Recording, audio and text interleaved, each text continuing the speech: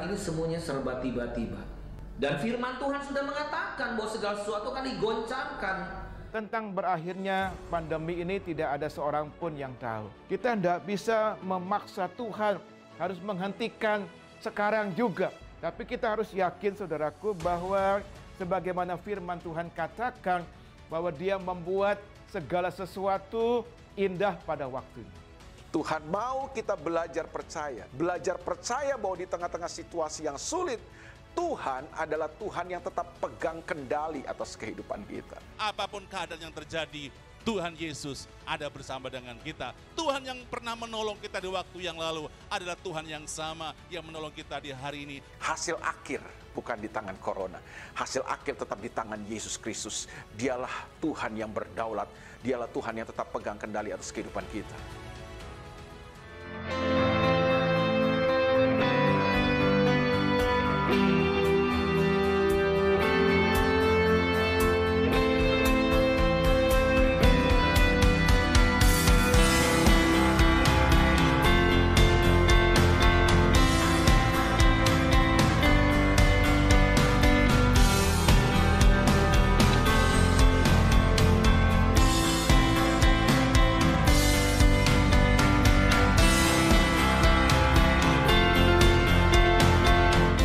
Menyampaikan Matius pasal 23.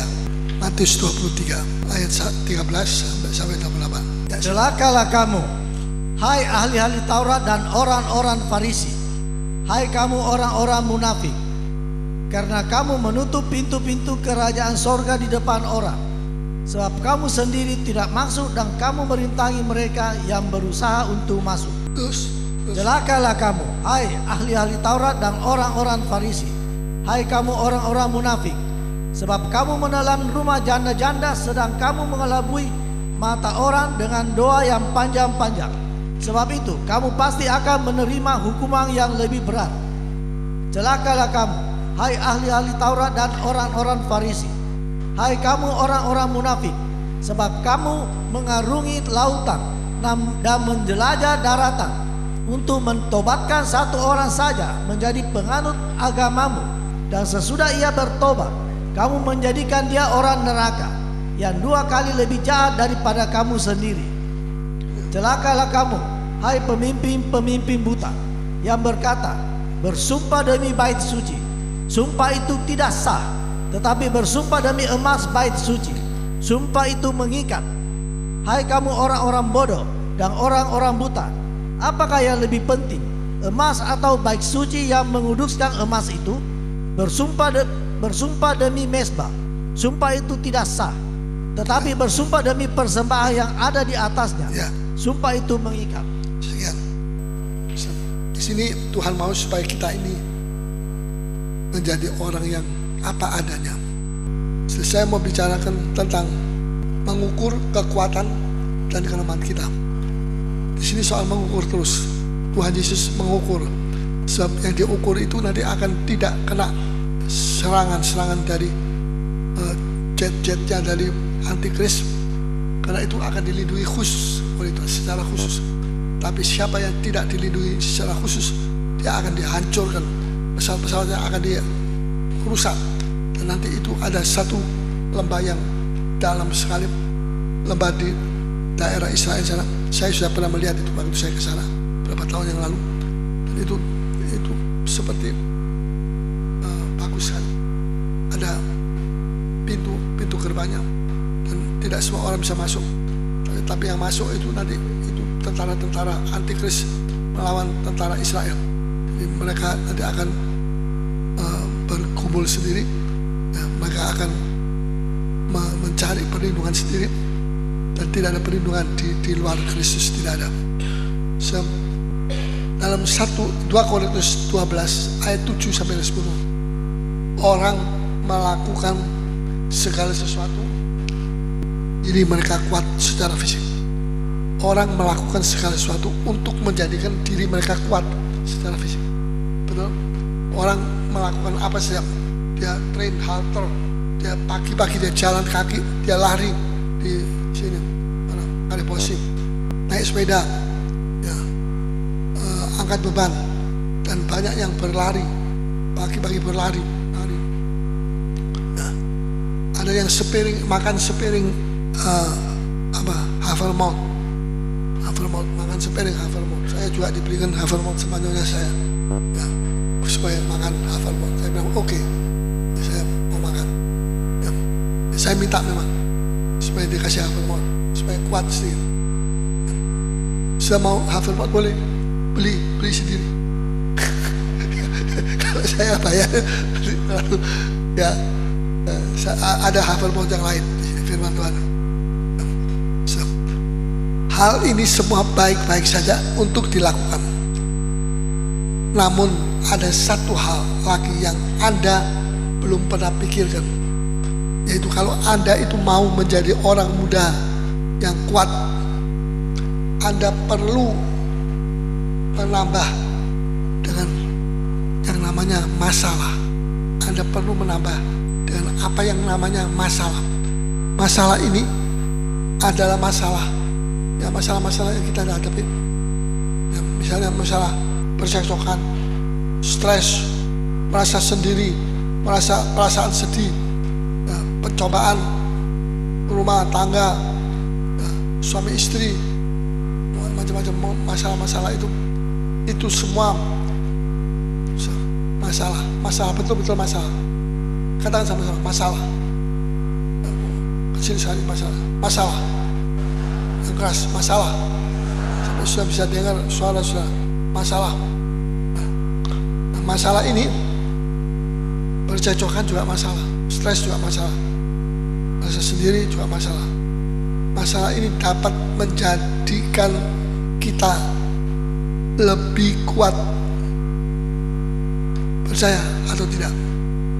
Masalah dapat menjadikan kita lebih kuat, lebih sungguh-sungguh, lebih terkenal, lebih konsisten. Tekun ya, konsisten, tekun, lebih tekun. Jadi orang Kristen yang tekun, tidak sedikit. Jadi orang Kristen yang kesandung, tidak, tapi tekun, konsisten. Ini penting sekali.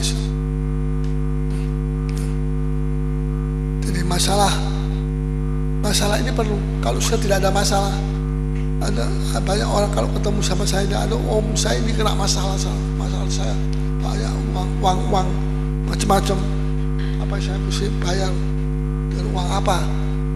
Saya sampai jadi kurus, kepikiran mesti bayar uang, bayar ini itu dan sebagainya, pajak dan sebagainya belum dibayar, belum lunas. Nah, kalau memang mesti bayar pajak ya kita bayar pajak. Ya memang itu memang dari sononya memang mesti kita bayar pajak. Nah, jadi saudara, kalau saudara tidak punya masalah, tidak menghadapi masalah, saudara kurus kering, kerontang. Ya, tubuh rohani saudara itu kering, tidak menjadi kuat, tidak bisa segar, tidak bisa. Jalan kaki juga seperti miring-miring, tidak kuat, tidak ada itu, tidak ada jalan apa, tidak ada ya, keadaan tidak menentu. Ya. Mungkin kita sedang masih menghadapi keadaan yang tidak menentu. Kita masih ada hubungannya yang retak. Kita baru bertengkar dengan orang tua kita, atau frustrasi dengan penampilan kita. Ya, sebab penampilannya dia kok lebih jelek daripada aslinya. Aslinya lebih ganteng daripada yang tidak asli, katanya begitu. Tapi ya kalau dilihat sama kurang gantengnya, tapi tidak penting itu. Ini yang lebih penting adalah di dalam hati kita ini. Amin. Ya, kok ada amin ya. Semua ganteng-ganteng, semua jelek-jelek, semua baik-baik, bagus-bagus semua. Ya, kita mesti berterima kasih sama Tuhan, karena bukan itu yang menjadi, tapi hati kita. Amin. Hati kita. Saat ini pastikan untuk menghadapi masalah. Mungkin sudah sedang menghadapi keadaan yang tidak menentu, sudah menghadapi frustrasi tentang penampilan saudara, penampilan saudara kurang Yahud kurang berani begitu ya, kurang daripada orang sudah malu-malu dan sebagainya. Nah, ini sekarang kita mau memeriksa, kita mesti memeriksa bahwa kita ini adalah anak-anak Tuhan. Kita mesti menjadi orang Kristen yang betul-betul kita maju. Mari kita baca 2 Korintus 12 ayat 7 sampai 10. 2 Korintus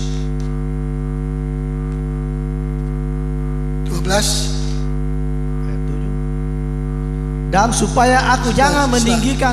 Sebelah. Jangan sendiri, sama-sama. Nah, nanti ada macan tutul kena. 12 ayat 7 sampai dengan ayat 10. Nah, dan siap, supaya aku nanti dulu siap. Mesti bawa keranjang, mesti bawa apa? Nah, ini dulu. Saya mau buka ini. Sabar dulu.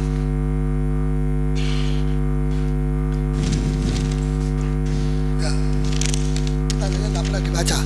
Saya memang baru. Saya dapat baru. Jadi saya memang belum membaca. Ini Alkitab yang baru yang bagus sekali. Ya, 2 Korintus 12 ayat 7. Dan supaya aku jangan meninggikan diri karena penyataan-penyataan yang luar biasa itu, maka aku diberi suatu duri di dalam dagingku, yaitu seorang utusan iblis. Ayat berapa? Ayat 7. Ayat 7. Dan supaya aku jangan meninggikan diri karena pernyataan-pernyataan yang luar biasa itu, maka aku diberi suatu duri di dalam dagingku. Aku ini jangan sampai sombong gitu. Karena aku dapat penglihatan yang luar biasa dari Tuhan. Luar biasa. Pokoknya Paulus ini mendapat sesuatu yang paling dahsyat. Karena dia itu paling banyak sengsara. Karena itu Tuhan sayang sekali sama dia. Jarang ada hamba-hamba Tuhan seperti dia. Sayang sekali. Tapi dia ini memang disayang sama Tuhan. Karena dia sungguh-sungguh orang yang berani mati. Ya. Kemudian dan supaya aku jangan meninggikan diri karena pernyataan-pernyataan yang luar biasa itu. Jadi jangan sampai karena ada wahyu-wahyu terus dia bangun, dia jadi sombong, dia jadi wah, itu Tuhan tidak mau. Tuhan tidak mau memberikan sesuatu penglihatan yang membuat kita jadi sombong, jadi tinggi hati. Itu Tuhan betul-betul akan hadapi dia sampai tuntas, sampai dia tidak lagi punya itu pernyataan-pernyataan yang luar biasa. Ya. Maka aku diberi suatu duri di dalam dagingku, yaitu seorang utusan iblis untuk menggocoh aku. Aku diberi seorang utusan iblis. Nah, malaikat yang jatuh, utusan iblis. Dan maka aku diberi suatu duri di dalam dagingku, yaitu seorang utusan iblis untuk menggocoh aku, supaya aku jangan meninggikan diri. Ini tujuannya. Dia kalau dikocok itu duri dikocok di dalam daging tubuhnya dia, itu sakit atau tidak? Sakit. Jadi ini ada orang banyak versi. Ada bilang ini Paulus kena sakit, ada bilang ini kena tabrakan, ini kena. Saya bilang tidak, saya percaya ini sakit.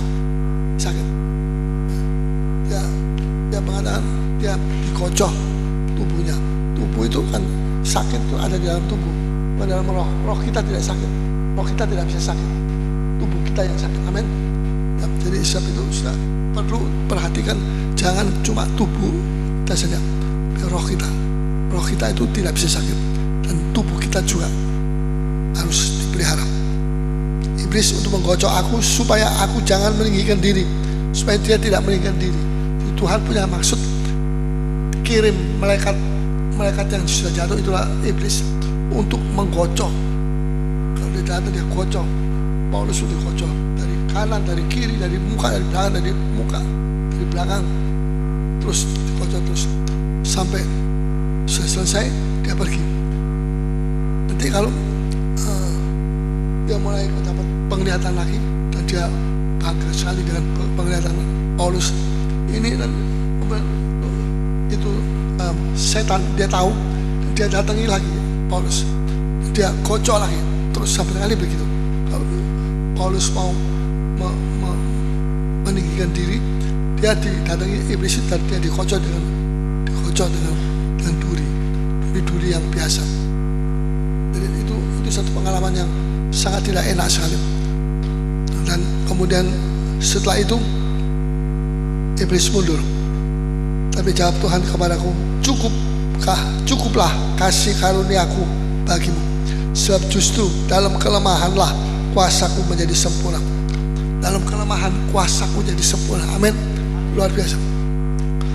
Ini bukan dalam hal yang lain, tapi dalam kelemahan kuasaku menjadi sempurna. Sebab itu terlebih suka aku bermegah atas kelemahanku, supaya kuasa Kristus turun menaungi aku. Supaya kuasa Kristus turun menaungi aku. Karena itu aku senang dan rela di dalam kelemahan, di dalam siksaan, dalam kesukaran 3, dalam penganiayaan 4, dalam kesesakan 5. Oleh karena Kristus, jika aku lemah, maka aku kuat. Dia tidak rugi, dia untung. Iblis datang menggosok dia, membuat dia tidak jadi sombong, jadi adorasi, dia menjadi disembah oleh orang-orang, dengan mereka tidak. Paulus tidak mau disembah, dan dia tidak pernah dia disembah di akhirat. Dia cuma disembah oleh orang-orang yang baru mati, masuk di Firdaus. Jadi sering Rasul Paulus ini mengalami gocoan daripada duri yang tinggi itu, yang panjang. 3 kali aku berseru, minta supaya Tuhan lepaskan aku. Tapi Tuhan bilang tidak. Ayat yang ke-1, ayat 1. Aku harus bermegah. Aku harus bermegah. Ayat 12. Terus, sekalipun memang hal itu tidak ada faedahnya, namun demikian aku hendak memberitakan penglihatan-penglihatan dan penyataan-penyataan yang kuterima dari Tuhan. Aku tahu tentang seorang Kristen 14 tahun yang lampau, entah di dalam tubuh, aku tidak tahu, entah di luar tubuh. Entah di dalam tubuh atau tidak tahu, entah di luar tubuh, aku tidak tahu. Allah yang mengetahuinya. Allah yang mengetahuinya. Ini waktu dia 14 tahun yang lalu dia melihat itu penglihatan di sorga. Rasul Paulus, dia tidak tahu itu dari apa, dari pokoknya bagus sekali. Itu dari apa dia tidak tahu. Tapi dia bisa keluar masuk di situ. Dan sekarang terus baca, Allah yang mengetahuinya. Allah yang mengetahuinya. Orang itu tiba-tiba diangkat ke tingkat yang ketiga dari sorga. Aku juga tahu tentang orang itu, entah di dalam tubuh, entah di luar tubuh, aku tidak tahu. Allah yang mengetahuinya. Ia tiba-tiba diangkat ke Firdaus, dan ia mendengar kata-kata yang tak terkatakan, yang tidak boleh diucapkan manusia. Tidak boleh diucapkan oleh manusia. Terus, atas orang itu aku hendak bermegah, tetapi atas diriku sendiri aku tidak akan bermegah, selain atas kelemahan-kelemahanku. Sebab sekiranya aku hendak bermegah juga, aku bukan orang bodoh lagi, karena aku mengatakan kebenaran. Tetapi aku menahan diriku, supaya jangan ada orang yang menghitungkan kepadaku lebih daripada yang mereka lihat padaku atau yang mereka dengar daripadaku. Dan supaya aku jangan meninggikan diri karena penyataan-penyataan yang luar biasa itu, maka aku diberi suatu duri di dalam dagingku, yaitu seorang utusan iblis untuk menggocok aku, supaya aku jangan meninggikan diri. Tentang hal itu aku sudah 3 kali berseru kepada Tuhan, supaya utusan iblis itu mundur daripadaku. Tetapi jawab Tuhan kepadaku, cukuplah kasih karuniaku bagimu, sebab justru dalam kelemahanlah kuasaku menjadi sempurna. Sebab itu terlebih suka aku memegang atas kelemahanku, supaya kuasa Kristus turun menaungi aku. Karena itu aku senang dan rela di dalam kelemahan, di dalam siksaan, di dalam kesukaran, di dalam penganiayaan. Ya, siap. Yang pertama, kekuatan ilahi bisa diberikan ini kepada orang yang masih ada di virus. Kekurangan roh dari Sadrak, Mesak, Abednego berlipat kali ganda. Jadi begini, orang yang sudah masuk di dalam api itu dia keluar, dia punya kekuatan terhadap api atau tidak? Punya kekuatan atau tidak? Punya, betul. Jadi dia kalau dimasukkan di dalam api itu dia bisa mati?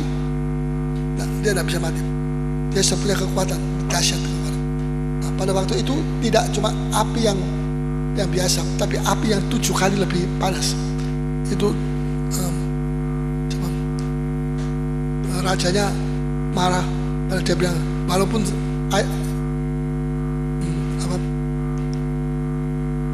itu Allah saya tidak mau menyelamatkan saya mati, tapi saya tetap tidak mau menyembah kepada Allah patung dari kamu yang kamu buat. Saya tetap menyembah kepada Allah saya yang hidup. Saya tidak akan pindah agama. Saya tidak pindah kepada berhala-berhala. Saya tidak pindah kepada siapa-siapa. Allah saya cuma satu, Tuhan Yesus Kristus. Nah, berani sekali mereka tantang, bukan rajanya yang tantang mereka yang tantang raja. Dan kemudian mereka bilang, kamu mau ikut sama saya? Ayo mari silakan. Tak berani. Cuma 3 orang saja yang dilemparkan di tengah-tengah, jatuh di tengah-tengah. Dia jatuh terus dia berdiri, dia tidak duduk atau dia meleset begitu. Tidak, tapi dia berdiri, dia kuat, dia tidak takut apa-apa, tidak ada sakit di sini juga tidak ada sakitnya, belakang-belakang tidak ada sakitnya, boyok-boyok tidak ada sakitnya, sini dadanya terjepit, tidak ada, semua bagus. Sekarang orang sekarang banyak sedikit terjepit apa tidak tahu saya. Mungkin dia makan terlalu banyak makan itu apa makan apa itu apa itu masa nggak tahu kepiting terus kepitingnya nyokot di sini coba, wah dia tidak bisa gerak.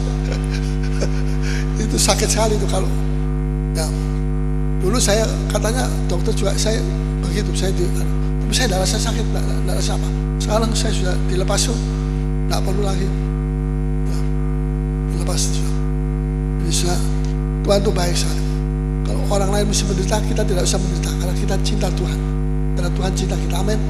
Ya, jadi sudah ini saya sampai di mana? Ya ini, jadi waktu dia dimasukkan dilempar itu. Karena apinya terlalu panas sampai itu jaraknya jauh, dia jauh begitu itu dia tidak tahan tentara tadi itu dari Nebukadnezar itu tidak tahan sehingga mereka banyak yang mati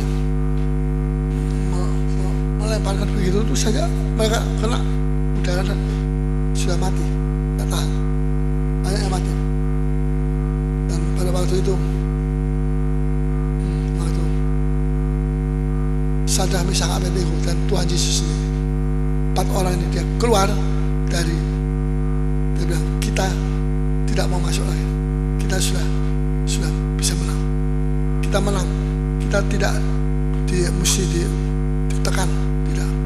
Dan kemudian dia juga bilang saya sekarang bisa keliling-keliling di dalam api, saya bisa, saya tidak perlu mesti takut. Saya api yang 7 kali lebih panas ini buat saya bukan apa-apa. Ini bukan satu tuntutan yang luar biasa, tidak biasa. Jadi mereka kaget semua. Kenapa ini orang Kristen kok begini? Yang kedua, Abraham. Setelah Abraham serahkan buah anak, serahkan Ishak, Kejadian 22, karena dia minta, Tuhan minta tidak jangan berikan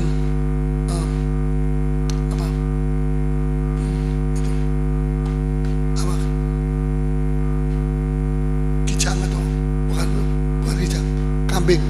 domba kambing, domba. Tuhan tidak minta kambing domba, tapi mereka juga tidak mau memberikan itu karena mereka takut. Tapi Abraham dia serahkan anaknya, dia taruh di atas. Waktu dia mau potong-potong itu, ya sebenarnya layaknya kalau kambing mau dia sembelih bisa dipotong. Dari surga ada malaikat yang pergi cepat sekali, ya, dia tahan ini anunya tangannya daripada Abraham. Dan kemudian Abraham, jangan kamu letakkan tanganmu atas anakmu.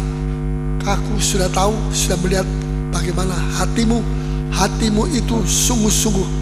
Kamu cinta aku lebih dari semua, lebih dari anak. Seorang bapak yang tidak punya anak dan pada waktu tua baru punya anak akan rela mengatakan saya rela, jangan anak saya. Atau dia minta dirinya. Tapi dia seorang ayah itu lebih rela dia serahkan anaknya daripada dirinya, atau dirinya lebih dari anaknya, daripada anaknya. Dirinya dia serahkan mati di sembelih daripada anaknya.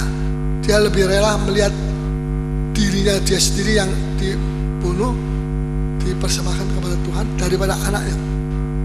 Tapi ini lain, ini anaknya dia juga tidak rela. Dia bilang biar saya. Tapi pada waktu anaknya mau dipotong-potong, Tuhan datang kepada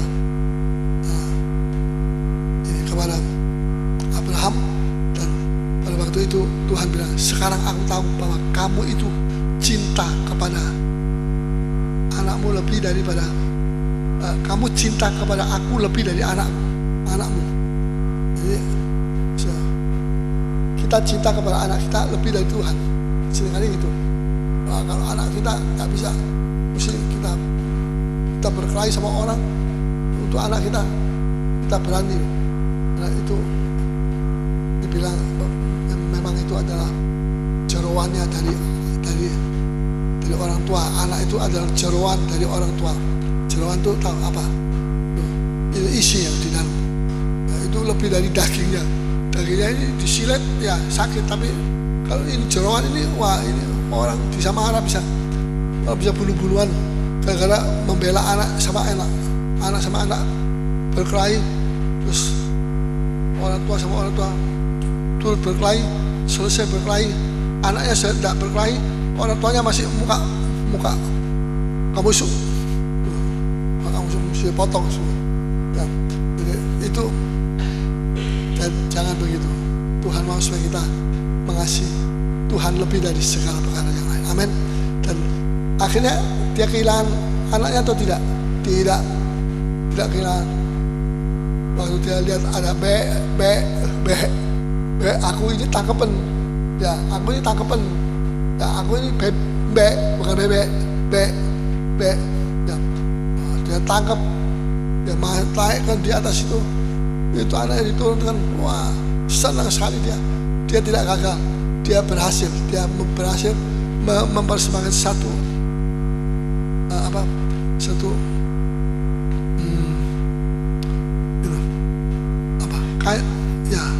bukan anjing bukan anjing ya, tapi dia berhasil mempersembahkan domba atau kambing itu kepada Tuhan.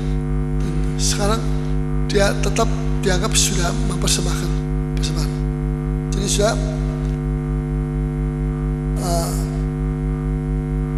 tujuannya saya mau tunjukkan bahwa orang yang sudah menghadapi masalah itu akan lebih berani daripada orang yang belum menghadapi masalah. Bisa mengerti?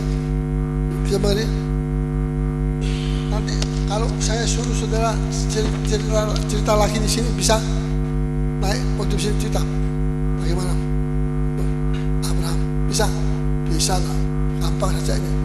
Ya, sambil makan contoh bisa. Ya, jadi sudah. Jadi Tuhan tuh sangat indah sekali. Daniel Daniel ini kekuatan roh Daniel bertumbuh 5-10 kali lebih daripada seorang raja hutan. Dia dimasukkan di dalam lubang yang di dalamnya banyak raja hutan. Raja hutan itu siapa? Itu singa-singa yang tidak dikasih makan sudah berapa minggu, jadi sudah lapar. Itu kalau nanti di orang-orang yang jahat mau mencelakakan Daniel itu kalau dijatuhkan dari atas ke bawah, belum sampai orang itu jatuh kena tegel di bawah, belum sampai kena ya, itu sudah lompat biasa makan, sudah belum sampai di dasar situ sudah habis pau ya. Itu wah luar biasa. Tapi pada waktu Daniel diturunkan tidak ada itu yang pau, tidak ada. Dia diam semua, dia seperti orang bingung, singa bingung. Ini singa atau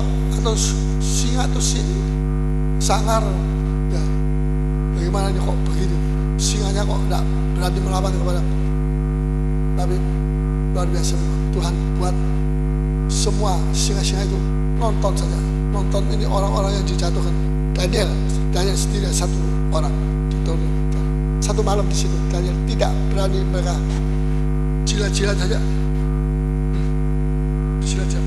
tapi sedikit pun tidak ada itu apa?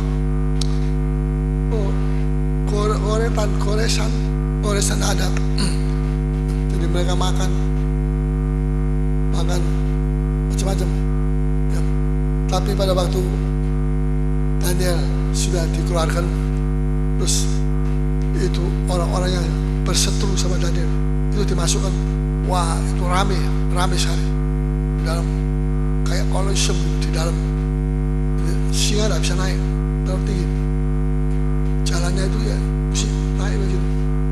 Nah, dikasih kesempatan sama Tuhan, dalam tempo satu malam habis semua, tulang-tulangnya habis semua. Makan tulang seperti tulang muda, semua habis. Dan itu berarti kekuatan roh Daniel bertumbuh 5-10 kali lebih dahsyat daripada raja hutan. Setelah tidak ada lagi musuh yang terakhir, yaitu maut yang sudah dikalahkan, maka kita nanti akan duduk di dekat takhta Tuhan Yesus Kristus sampai selama-lamanya. Amin. Ya. Ketika kabar buruk datang, berarti ada kabar baik. Betul. Ketika ada kabar buruk datang, kabar buruk ya, macam-macam kabar buruk apa sih? Berarti ada kabar baik. Amin. Amin atau tidak? Ya. Kalau tidak ngomong amin, tidak, saya pulangkan loh. Itu ancaman yang paling klasik. Ya. Dulu saya sekolah juga begitu. Itu Yevronya itu orang Belanda. Waduh, strength sekali ya. Kalau dia pegang berdiri, dia pegang itu kemucing yang dipakai untuk bersih-bersih, tapi dipakai untuk pukul sini. Orang Jepang lebih berani lagi, tapi Jepang itu bagus, dia mendisiplin. Orang Jepang itu disiplin. Ya. Jadi kabar buruk datang, berarti ada kabar baik.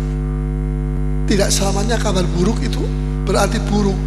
Ada juga kabar buruk tetapi itu baik. Amin. Terutama kalau kabar buruk itu betul, ada kabar buruk datang nanti sebentar lagi, hati-hati menimpa daerah di sekitar sini.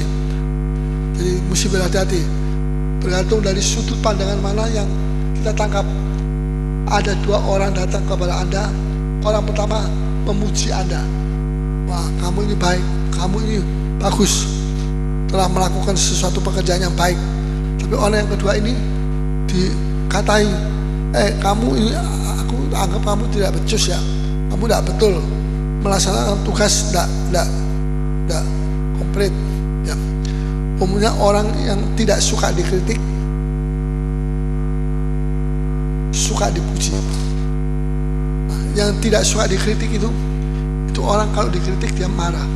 Kalau dikritik matanya satu merah, yang satu tidak. Kalau dikritik itu dia tutofore sih ya. Tutofore. Tahu tutofore? Ya. Masa tidak tahu tutofore? Kamatar. Umumnya orang yang suka dikritik itu suka dipuji.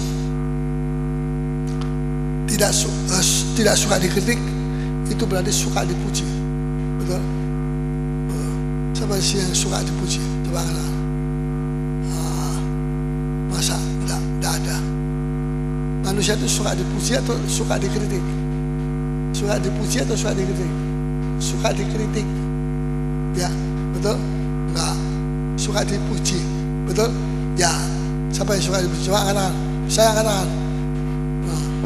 Tapi oleh darah Yesus saya sudah dimandikan oleh firman Tuhan. Tak mandi sini ya berapa kali, tak satu kali pindah gereja dia mandi lagi.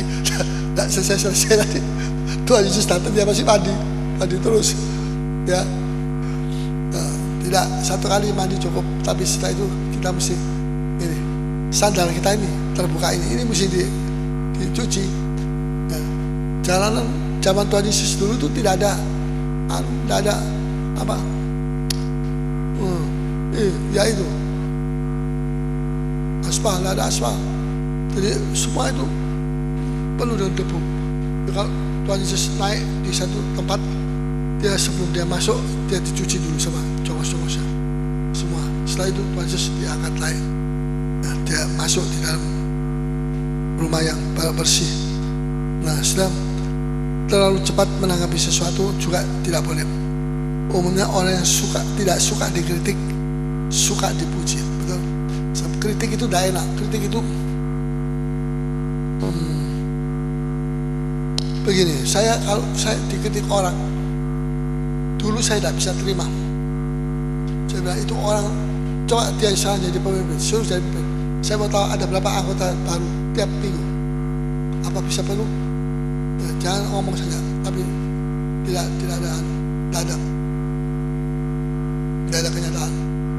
Itu saya dulu bilang. Tapi sekarang tidak. Saya kalau di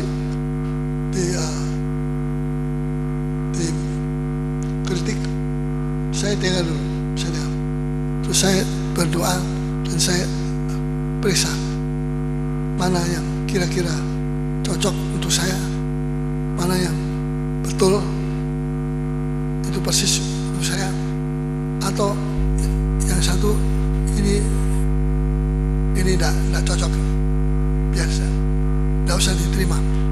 Saya apa itu? Saya periksa yang kira-kira baik, saya ambil, yang tidak baik saya buang ke tempat sampah sana. Saya buang, tidak perlu saya. Nah, apa yang terjadi? Kita harus suka mendengar kritik. Terkadang kritik itu menolong kita, apalagi kalau kritik itu benar. Kalau kritik itu benar, itu kita bodoh. Kalau kita tidak terima, kita bodoh. Kita tidak melakukan sesuatu yang kalau ada kata kita melakukan itu bisa jadi berkat buat kita. Jadi jangan semua kritik buang, tidak. Itu kritik ada yang benar, ada yang baik. Bisa bawa pulang ke rumah, bisa berdoa sama Tuhan. Tuhan bagaimana? Ini kritik ini apa? Bagaimana? Maunya Tuhan bagaimana? Nah, nanti saya akan jadi wise, akan jadi lebih hikmat, berhikmat. Saya akan lebih biasa masih muda atau sesuatu tua, saya akan berhikmat. Dan itu firman Tuhan, Salomo itu dikritik banyak orang. Pertama kali ya, dia dikritik banyak orang. Dan dia mau dia terima itu kritik. Apa yang terjadi pada waktu terjadi kritik, dia terima dan dia terapkan itu di dalam kerajaannya. Dan semua orang banyak tertarik, raja-raja dari mana-mana datang melihat bagaimana kerajaannya dia. Karena dia mau kita ini lebih senang, lebih cepat kita menanggapi apa yang terjadi dengan orang lain daripada menanggapi kita. Tapi sebenarnya kita mesti lebih cepat menanggapi diri kita. Kita seringkali menanggapi diri kita lambat. Kita mau supaya saya sadar, saya merasa diri saya ini baik karena saya ada kritik-kritik yang baik, dan saya ingin cepat saya berikan kepada teman-teman saya supaya mereka juga menjadi baik. Tapi sampai kita jadi begitu rupa, kita suka membuat diri kita jadi lebih baik, sampai kita lupa evaluasi diri. Kita tidak evaluasi diri, akhirnya kita jadi jelek juga. Jadi kita mesti evaluasi diri kita.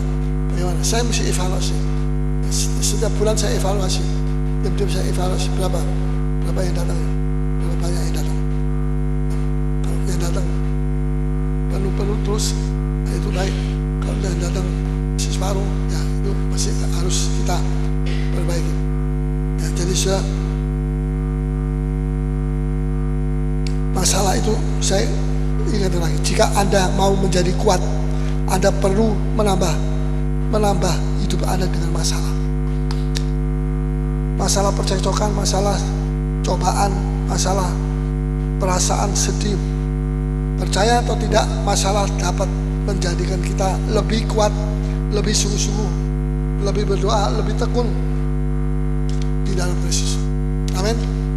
Ya, jadi jangan anak-anak muda jangan kalau dikritik, wah sakit hati, saya sakit hati, saya ini kenapa kok saya ini, kenapa mesti sakit hati?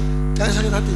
Kalau itu kritik tidak berguna buat kamu buang saja tempat sampah, buang seperti buang sesuatu yang kamu buang. Tidak usah sakit hati. Kalau kamu sakit hati itu bodoh. Nanti kamu jadi kurus terus. Ya, makan saya sudah banyak, tapi kok tidak bisa gemuk? Ya karena kamu suka sakit hati, suka tersinggung. Mungkin hubungan sedang retak, pertengkaran terjadi dengan orang tua dan sebagainya. Tetapi saya mesti terus meninggikan diri atas pernyataan-pernyataan yang luar biasa. Utusan iblis itu tidak bisa menolong, tapi utusan Tuhan yang bisa menolong. Amin. Ya, saya kira begitu. Mari kita mau bangkit berdiri semua, kita akan